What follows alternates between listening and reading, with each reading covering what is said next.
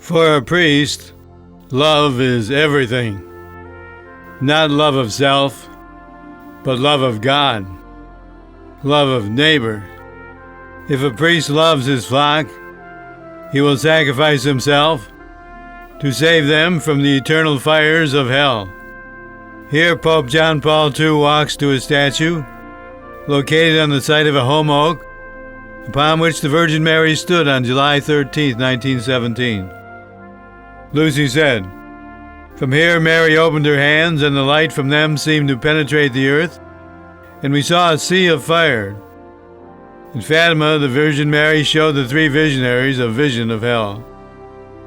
At Garabandal, the Virgin Mary chose a priest to be taken up into rapture and see her in the future miracle of Garabandal. His name was Father Luis Andreu. This occurred on August 8th, the feast day of the Cure of Ars, the patron saint of parish priests. By choosing the feast day of the Cure of Ars, Mary was directing other priests to imitate the life of this holy priest. The Cure of Ars gave his life for his flock, not in physical martyrdom, but by pouring himself out in labor for their salvation. His actual name was John Vianney, but he was so dedicated to his parish at Ars in France that he will forever be known as the Cure of Ars.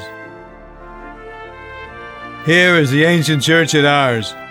As one walks through the old church buildings, now made into a museum, one can see the religious books and articles the saint used. The Virgin Mary appeared to the Cure. Remembrance of it is shown in a stained glass window in the church. Another window commemorates the apparition he had with St. Michael the Archangel. A third stained glass depicts St. John the Baptist's apparition. The Virgin Mary's modern apparitions began in 1830, when she appeared to St. Catherine Labouré at the Mother House of the Sisters of Charity in Paris. An angel appeared as a child, woke Catherine up at 11:30 at night, and led her to the chapel of the convent.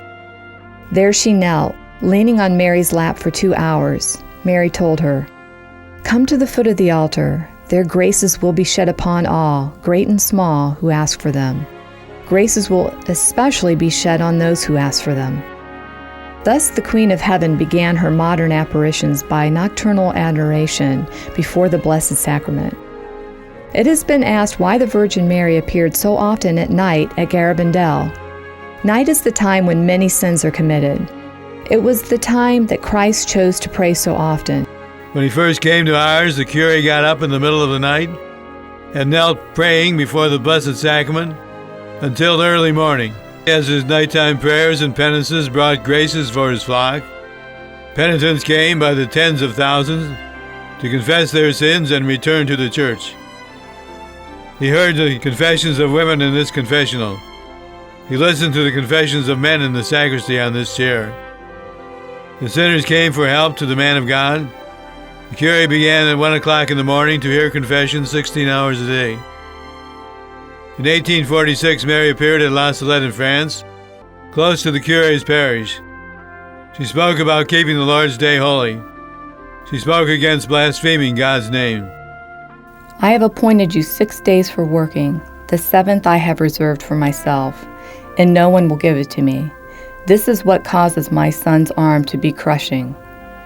The cart drivers cannot speak without using the name of my son in vain. These are the 2 things that make my son's arm so pressing." From this pulpit, the Cure preached incessantly to his congregation to keep holy the Lord's Day and to honor the name of God. Gradually, the cabarets shut down. People stopped working on Sundays. They prayed where before they had blasphemed. Parishioners began to attend Mass. In 1830, Mary gave St. Catherine Labouré the miraculous medal, engraved on that medal her prayer, "O Mary, conceived without sin, pray for us who have recourse to you." In 1836, the Cure consecrated his parish to the Immaculate Conception. In the old parish buildings, one can see the instruments of penance that the Cure used. The blood that his penances caused still exists. He was a priest who wore shabby clothes and worn-out shoes, yet purchased these expensive vestments for the worship of the God he loved with all his heart. With this chalice he offered the sacrifice of the Mass. With this monstrance he held up his God to the congregation.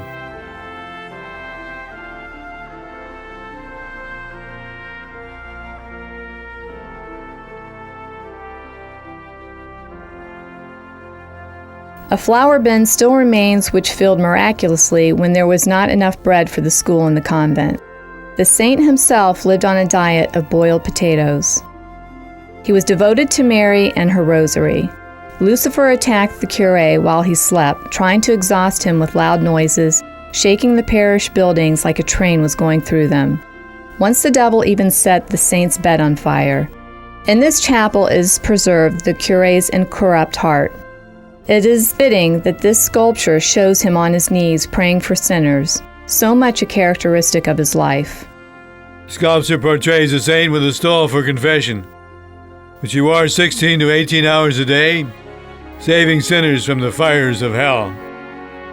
On the day after the miracle of Garabandal, the body of Father Luis, the saint of Garabandal, will be found incorrupt. At Ars, the body of his curé can be seen by all. It remains incorrupt. Priests today are opposed to Garabandal, where the Virgin Mary said, "Many priests are on the road to perdition and are taking many souls with them."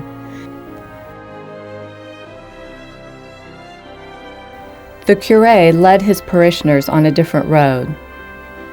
When he first came to the town of Ars in the year 1818, he asked directions from a young boy he met on the road. A monument stands where the boy showed him the way. The response of the saint has become legend. You have shown me the road to Ars. I will show you the road to heaven.